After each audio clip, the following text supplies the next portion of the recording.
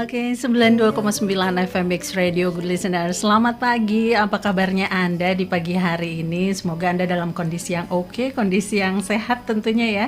Dan seperti yang sudah kita informasikan sebelumnya, pagi hari ini kembali kita punya sesuatu yang spesial. Karena kembali pagi hari ini kita akan ngobrol, kita akan adakan talk show bersama Dinas Kesehatan Kota Cimahi. Dan pagi hari ini tema yang akan diangkat adalah mengenai screening hipotiroid kongenital.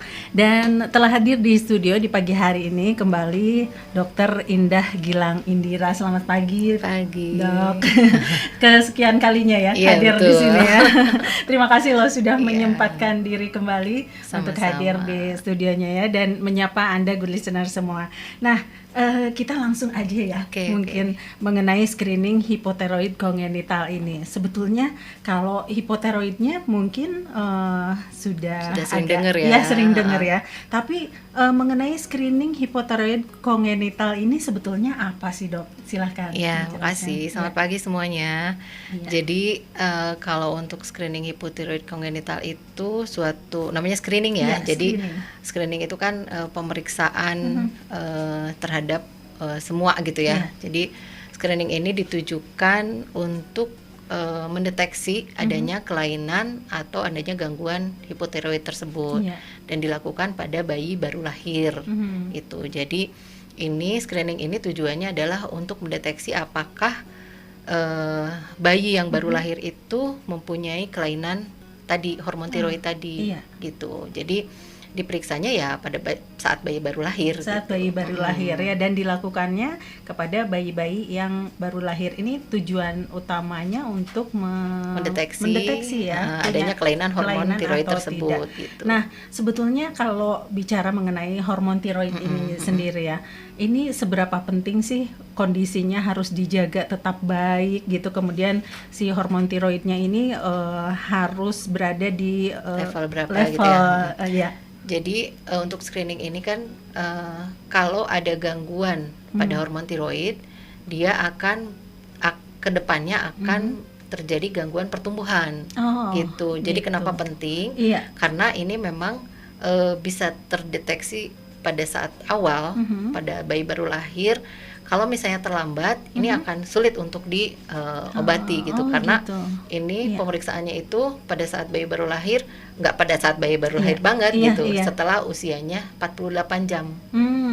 Idealnya sih diambil sampelnya itu kan ngambilnya tuh sampel darah sampel darah itu pada usia bayinya itu 48 sampai 72 jam setelah lahir idealnya gitu idealnya. Jadi tapi, 2 hari ya. 2 hari setelah 2 hari ya, setelah 2 hari sampai 72 jam setelah lahir. Tapi itu idealnya ya, tapi kadang bisa ada toleransi sampai 14 hari sih. Oh gitu.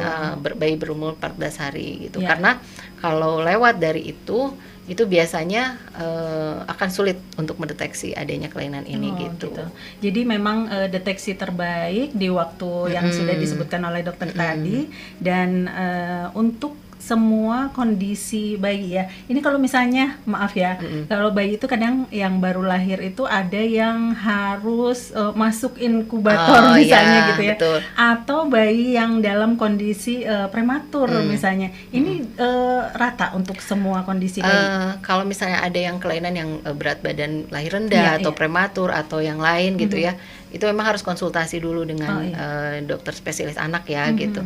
Takutnya ada yang lebih urgent gitu ya, maksudnya dengan pengambilan darah ini gitu, maksudnya dia kondisinya lebih gawat atau bagaimana, itu harus konsultasi dengan dokter anak. Toh kita masih ada waktu sampai 14 hari gitu, kalau kondisinya sudah membaik baru bisa diambil. Sudah memungkinkan gitu ya. Nah selanjutnya setelah itu diambil darahnya dari mana? Jadi memang harus terlatih ya situ ngambil darahnya. Jadi ngambilnya tuh dari tumit. Dari tumit. dari tumit dengan teknik yang tertentu gitu, diambil darahnya sedikit sih sebetulnya, hanya 2-3 tetes sebetulnya. Nanti si darahnya keluar itu diteteskan ke ada khusus kertas saring khusus gitu. Jadi itu kertas saring khusus itu nanti disediakan oleh kami Dinas Kesehatan. Waktu itu kita juga pernah di drop juga dari Kemenkes. Sekarang kita mengadakan sendiri itu, di kertas saringnya ditetesin si darahnya. Nanti darahnya akan dikirimkan ke RSAS, si sampelnya itu. Karena lab rujukan kita di RSAS. Untuk Jawa Barat ya? Ya, untuk Jawa Barat khususnya Cimahi merujuknya ke sana. Ya. Dan ini untuk Anda good listeners yang mungkin ingin tahu, ingin juga menyaksikan perbincangan ini ya secara live, jangan lupa di Instagramnya Dinkes Cimahi Care. Dan kita live sampai dengan pukul 10 nanti ya, masih bersama Dr. Gilang Indira. Nah dok, kalau misalnya tadi kan dilakukannya katanya pengambilan sampel darahnya itu dari tumit. Nah kalau kelahiran bayi bukan di fasilitas kesehatan, misalnya lahir di rumah atau tapi biasanya di rumah juga ditolong oleh bidan. Itu kesiapan para tenaga kesehatan ini bagaimana untuk screening ini? Kalau sebetulnya kita, kalau Cimahi sendiri ya sudah melatih semua puskesmas sudah, kemudian rumah sakit juga sudah gitu ya, bidan-bidan praktek mandiri juga sudah gitu, walaupun mungkin nggak seluruhnya ya karena di bidan di Cimahi banyak banget, tapi diusahakan kalau klinik bersalin, kemudian rumah sakit, puskesmas mah sudah ya.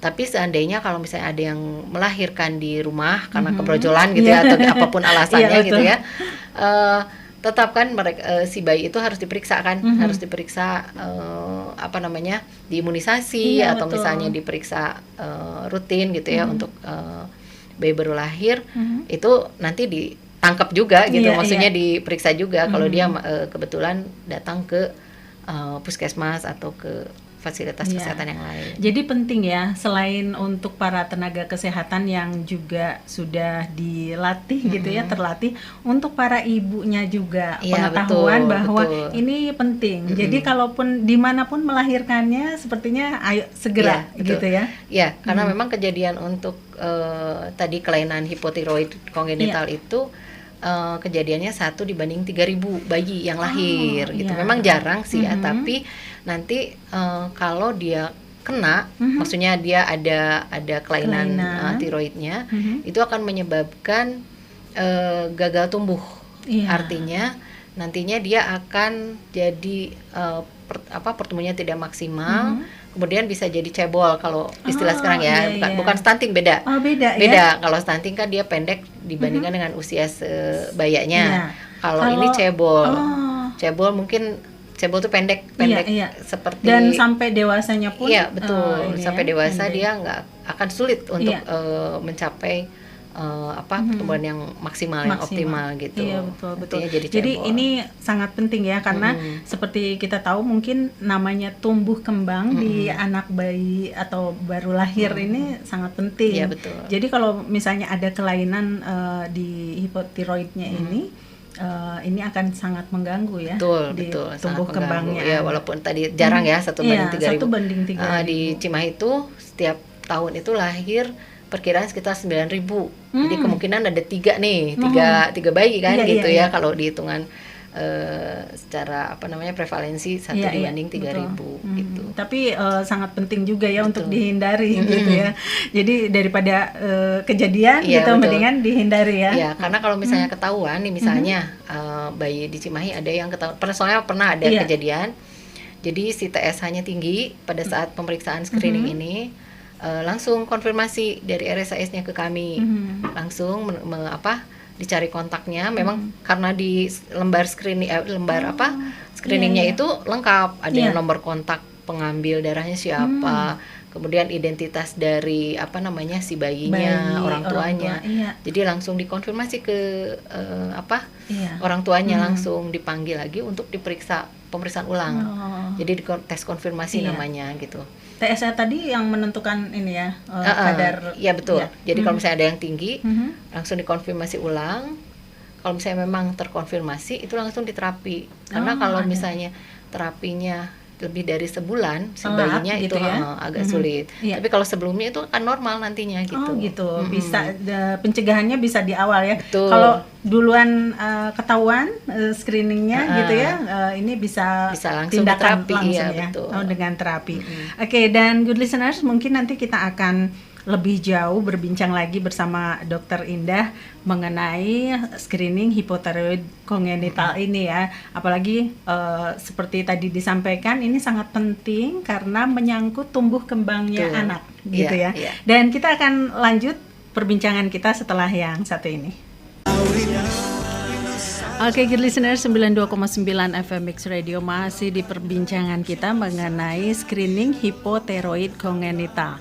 Ini agak belibet bilangnya ya, karena belum terbiasa. Iya, belum familiar. Dan masih ada Dr. Indah Gilang Indira yang menemani kita, good listener, sampai dengan pukul 10 nanti. Dan seperti yang tadi sudah kita informasikan juga, kita live juga ya di Instagramnya Dinkes Cimahi Care. Dan selain itu, untuk Anda good listener yang berada di luar jangkauan kota Cimahi, Bandung Raya dan sekitarnya, dimanapun Anda berada, Anda juga bisa dengarkan perbincangan ini melalui streamingnya Mix Radio di www.929mixradio.com. Oke dok, kita terusin lagi ya. Nah ini kalau tadi dilakukannya screening ini katanya mulai bayi idealnya di usia 48 jam ya, dan masih ada waktu sampai usia 14 hari. Nah ini kalau di kota Cimahi ini sendiri, kalau melihat angka kelahiran gitu ya di kota Cimahi, apakah ini sudah optimal, sudah seluruhnya sepertinya dilakukan screening ini? Iya, memang kita punya sasaran sekitar 9.000-an ya. Iya. Setiap tahun 9.000, ya fluktuatif sih ya, antara 9.000 sampai 9.500 sampai 10.000 lah. Kita upayakan semua, karena ini memang diwajibkan oleh pemerintah ya, untuk semua bayi baru lahir diperiksa screening hipotiroid kongenitalnya. Untuk tahun 2023 sih memang karena kita baru full gitu ya, full semua itu baru di akhir tahunan. Jadi untuk tahun 2023 kita sekitar 3.000-an, 3.000 bayi yang sudah diperiksa SHK-nya, dan ada yang tes konfirmasi 1 orang waktu itu, 1 bayi.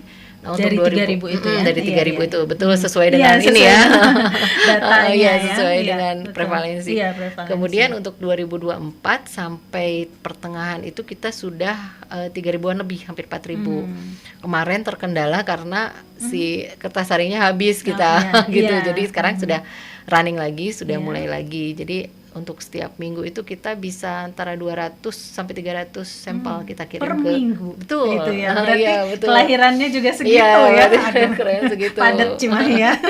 Iya. Dan gitu. Kalau misalnya ini melihat tadi mungkin dari hasil screening ini ada yang positif ataupun negatif gitu ya. Nah, kalau dari seorang bayi yang terkena hipotiroid ini sendiri, ini gimana sih tanda-tandanya atau cirinya gitu yang mungkin bisa secara orang awam gitu ya melihat? Betul, kalau misalnya bayinya pas lahir sih memang agak sulit.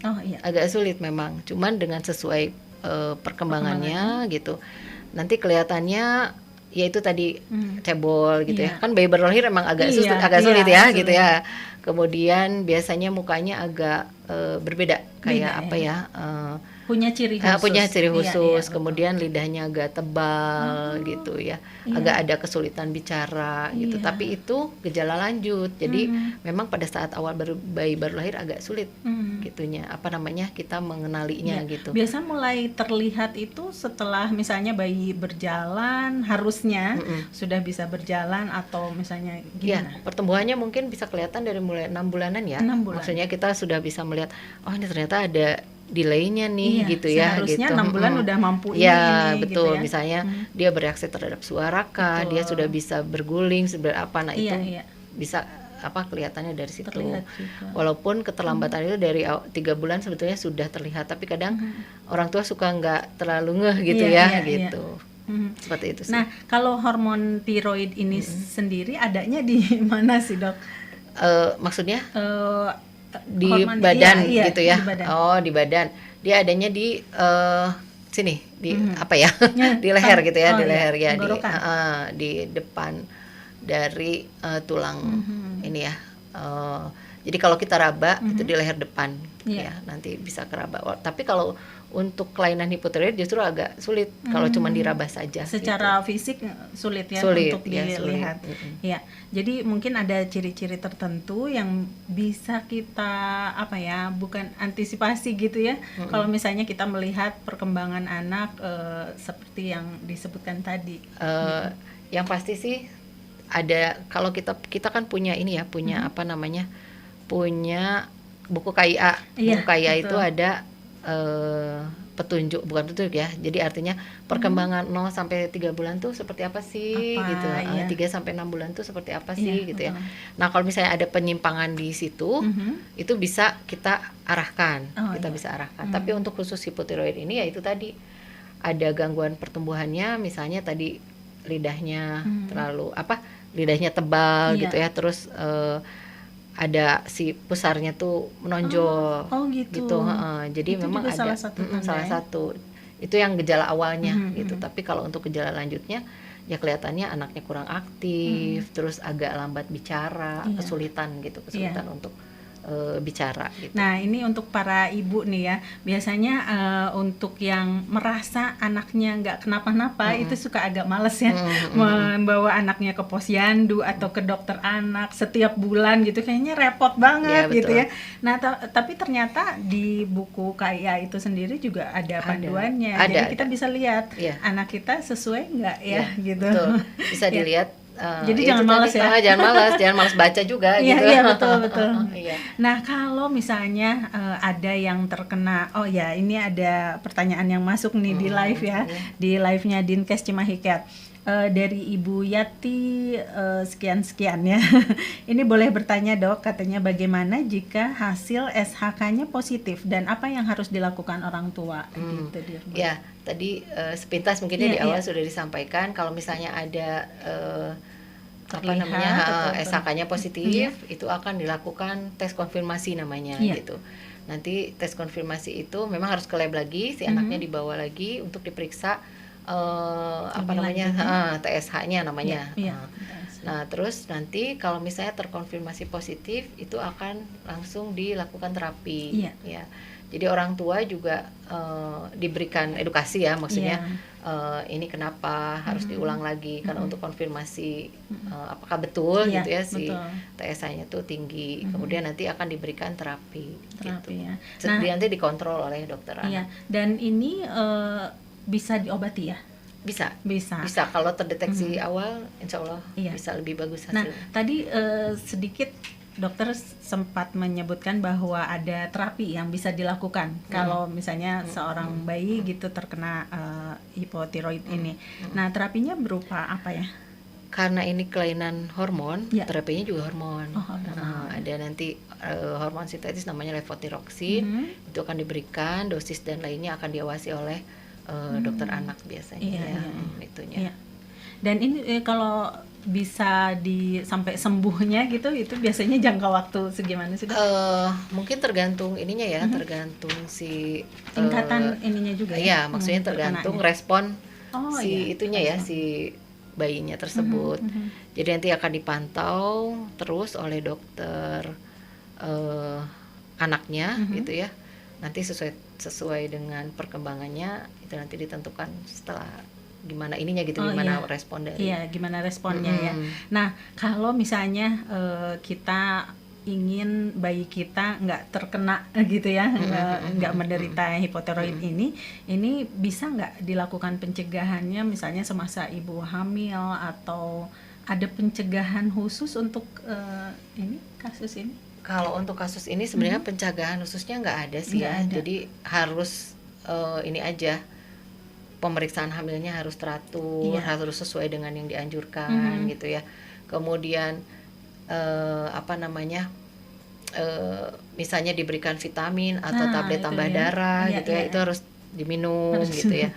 Memang ada juga sih pengaruh ibunya misalnya ada kelainan hormon dulunya gitu ya, atau sedang menderita kelainan hormon, itu bisa pengaruh. Tapi kan kalau untuk yang ibu-ibu tidak ada gangguan bisa juga terjadi. Jadi memang pencegahannya kita harus tadi periksa hamil yang teratur sesuai dengan anjuran, kemudian obat dan vitaminnya yang sesuai anjuran diminum gitu. Iya. Nah itu mungkin sebuah membuka wawasan juga ya untuk good listener semua, bahwa ini memang yang namanya ibu hamil itu dari sebelumnya tidak hanya untuk hipotiroid saja, betul. ya. Jadi namanya vitamin, kemudian juga dikontrol secara teratur dari usia kehamilan awal dari awal. Itu sangat penting, dan salah satunya ini ya untuk menghindari terkena hipotiroid ini. Betul. Oke, good listeners, dan kita akan lanjut lagi. Mungkin untuk Anda yang masih punya pertanyaan, boleh diajukan live di Instagramnya Dinkes Cimahi Care, atau boleh juga melalui Instagramnya Mix Radio @929 Mix Radio ya, melalui DM Instagram. Dan kita masih akan nantikan pertanyaan dari Anda. Sebelumnya kita simak dulu yang satu ini. Oke, good listeners, 92.9 FM Mix Radio, kita masih di perbincangan yang menarik nih ya. Apalagi jadi bekal untuk para ibu-ibu muda atau untuk kita para orang tua yang mungkin selain kita punya bayi sendiri atau cucu mungkinnya gitu ya. Ini jadi pengetahuan bagi kita, dan perbincangan kita masih mengenai screening hipotiroid kongenital, dan masih bersama Dr. Indah Gilang Indira. Dan jangan lupa live kita juga masih berlangsung di Instagramnya Dinkes Cimahi Care, dan juga untuk Anda yang masih punya pertanyaan boleh mengajukannya melalui live Instagram di Dinkes Cimahi Care, atau melalui DM Instagram di akun Instagramnya Mix Radio di 929 Mix Radio. Nah dok, kalau misalnya seseorang atau bayi yang punya yang tesnya positif misalnya ya, itu kalau untuk jangka panjang ini biasanya punya dampak apa lagi sih dok di pertumbuhannya gitu ya? Kalau misalnya tidak diterapi, tidak diterapi, tadi kan perawakannya jadi pendek, cebol. Kemudian mungkin nantinya akan berpengaruh juga ya sama kecerdasannya juga. Kalau motorik gitu? Motorik agak terlambat karena kan dia tidak proporsional ya. Nanti kakinya lebih pendek, tangannya juga lebih pendek. Betul. Jadi dia akan susah untuk beradaptasi, akan ada secara psikologis juga ya dia ya, jadi agak nggak pede gitu ya. Betul. Terus untuk bersaing dengan sebayanya juga akan ini gitu ya. Dan kedepannya ketika udah dewasa mungkin dia lebih susah bersaing untuk mendapatkan pekerjaan. Iya betul. Kemudian untuk pendidikan sekarang juga kan mensyaratkan, maaf ya, di beberapa pekerjaan, silakan dok. Ya, minum dulu ya. Iya. Jadi di beberapa pekerjaan itu mensyaratkan syarat minimal tinggi badan dan juga berat serta tinggi yang proporsional. Betul. Itu sangat penting ya. Betul. Nah kalau ke otak dok, maaf, ini ada pengaruhnya nggak kalau misalnya? Ya, memang untuk kecerdasan itu berpengaruh juga, berpengaruh untuk kecerdasan ya. Dan menurut penelitian juga nantinya akan ada, bisa jadi terjadi kerusakan otak yang permanen, katanya seperti itu. Bahaya, gitu. Jadi untuk kecerdasannya berpengaruh, kemudian untuk perkembangannya berpengaruh gitu. Jadi untuk dan lebih rentan juga nanti terkena penyakit yang degeneratif. Artinya penyakit degeneratif itu untuk yang penyakit tidak menular seperti kelainan jantung, kelainan seperti itu. Iya, penyakit-penyakit yang tidak menular itu justru itu harus diwaspadai juga karena ternyata penyakit yang tidak menular ini juga bisa menyebabkan ini ya, kematian juga sebagian. Iya. Nah, kalau ibu-ibu ini kalau misalnya ada program pemerintah, kemudian juga ada ini screening ini jadi program pemerintah ditargetkan untuk bayi baru lahir. Nah biasanya suka penasaran dok, ini bayar nggak sih? Gitu. Iya. Karena ini memang program pemerintah dan memang pemerintah concern banget gitu ya. Jadi dibiayai gratis untuk pemeriksaan ini. Jadi untuk biaya pemeriksaannya dibayarkan, untuk alat-alatnya juga, artinya yang tadi yang saya bilang kertas saring itu kan pengadaan khusus ya, maksudnya dia bukan kertas saring biasa tapi khusus untuk ini. Jadi memang sudah disediakan. Meskipun mungkin secara seperti tadi disebutkan sama dokter bahwa kalau untuk Kota Cimahi dikirimkannya dipusatkannya di RSAS untuk gitu pemeriksaannya. Ya, sebetulnya di lab swasta juga boleh, bisa. Beberapa lab swasta kalau bisa menyediakan, bayar. Jadi menyediakan, mereka menawarkan juga kalau misalnya memang nggak mau, ya ada kan beberapa yang memang nggak mau gitu ya. Atau terkendala apa terkendala gitu ya. Ke puskesmas atau rumah sakit, jadi dia inginnya di lab swasta, boleh silahkan. Tapi ya dengan biaya sendiri dan tarifnya mungkin sekitar ya antara 90-100 ribu lah mungkin gitu. Kalau untuk di swasta. Seperti pemeriksaan lab biasa lah ya. Betul. Kalau untuk biaya yang terlalu besar juga. Oke, Dok. Dan ini mungkin untuk Anda good listeners yang juga masih punya pertanyaan-pertanyaan tapi kayaknya telat gitu ya, masih boleh dikirimkan melalui DM Instagram, boleh ke Instagramnya Dinkes Cimahi Care atau melalui www.929mixradio.com. Nanti kita akan susulkan ke boleh ya. Silakan. Dan jawabannya juga nanti akan disampaikan. Oke, dan mungkin kita tutup perbincangan ini. Silakan, mungkin ada himbauan untuk para ibu baru, kemudian juga yang baru melahirkan atau yang akan punya cucu misalnya gitu ya. Silakan disampaikan.